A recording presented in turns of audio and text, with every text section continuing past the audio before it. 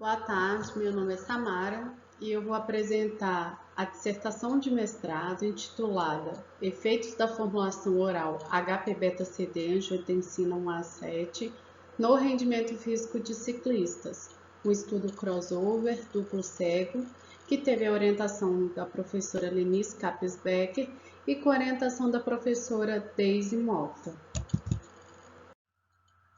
O objetivo geral da pesquisa foi avaliar o efeito da administração oral com angiotensina 1A7 no rendimento físico de atletas de mountain bike.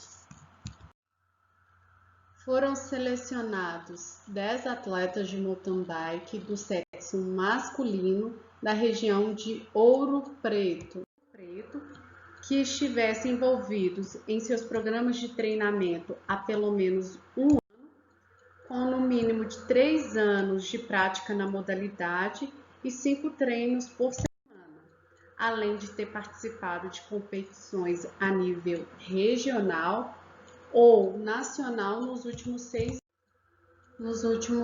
meses. O delineamento da pesquisa ele se deu da seguinte forma.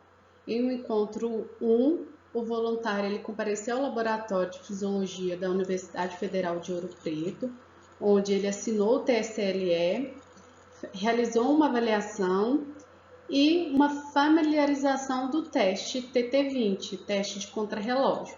Logo após, houve um sorteio de qual situação o voluntário seria alocado, na situação placebo ou na situação angiotensina 1A7.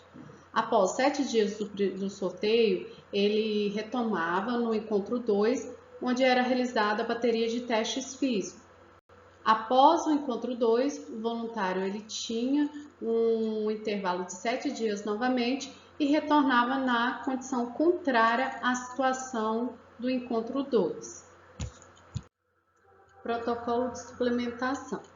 A distribuição do suplemento ela foi duplo cego e randomizada. O duplo cego e a randomização ela foi realizada por uma terceira pessoa que não participou da coleta dos dados. E a formulação com angiotensina 1A7 ou placebo, eles tinham que ser tomados 3 horas antes do teste de contrarrelógio. As cápsulas elas eram idênticas em aparência, tamanho, peso e sem sabor para garantir o cegamento dos participantes. A cápsula de angiotensina 1A7 ela continha o peptídeo angiotensina 1A7 e a beta-ciclodextrina. A cápsula de placebo continha glicose e beta-ciclodextrina. Vale ressaltar que essa formulação ela foi patenteada por nosso grupo de pesquisa sob número de patente. O primeiro objetivo específico deste trabalho foi avaliar a formulação com angiotensina 1A7 em parâmetros cardiovasculares. Para os parâmetros cardiovasculares, não houve diferença entre a pressão arterial sistólica em B, tanto em repouso quanto no pico de esforço. Não houve diferença estatística para a frequência cardíaca, tanto em repouso quanto no pico de esforço entre as condições.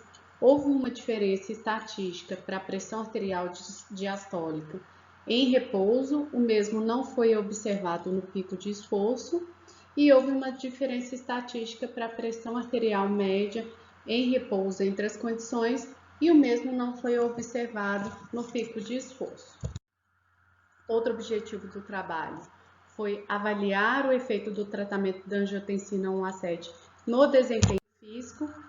Não houve diferença estatística entre as condições no teste de contrarrelógio, mas aqui vale ressaltar que a condição tratada com angiotensina 1A7 ela obteve quase cerca de 2 minutos a menos no teste de contrarrelógio em comparação à condição placebo. Avaliamos também o efeito dessa formulação em medidas perceptivas e não encontramos diferença estatística tanto para a percepção subjetiva de esforço quanto da percepção subjetiva de esforço da sessão. Por fim, nós avaliamos o efeito dessa formulação em metabólitos como o lactato, os ácidos graxos não esterificados e a glicose. Não houve diferença estatística entre as condições tanto no pré-teste quanto no pós-teste para glicose. Não houve diferença estatística entre as condições, tanto no pré quanto no pós-teste, para lactato. O mesmo foi observado para os ácidos graxos não esterificados. Não houve diferença entre as condições, tanto no pré-teste quanto no pós-teste. Em conclusão, a suplementação com angiotensina 1A7 não melhorou o desempenho físico de atletas de mountain bike em um protocolo de contrarrelógio, bem como nas medidas perceptivas e variáveis bioquímicas.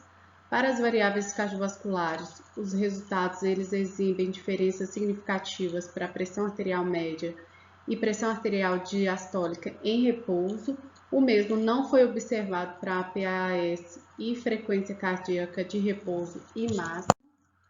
Como perspectivas futuras, a gente acredita que novas metodologias têm que ser testadas e um aumento dessa dose administrada pode ser um fator-chave para a detecção de melhorias. Vale salientar que mudanças mínimas no desempenho de resistência aeróbica em indivíduos bem treinados é altamente representativo. No atual estudo, não houve diferença estatística entre as condições. No entanto, nós gostaríamos de ressaltar que a condição tratada com angiotensina 1A7, ela terminou o teste de contrarrelógio cerca de 2 minutos a menos em comparação à condição placebo, e que isso para o alto rendimento é formidável. Aqui deixo meu agradecimento ao Laboratório de Fisiologia da Universidade Federal de Ouro Preto e aos órgãos de fomento.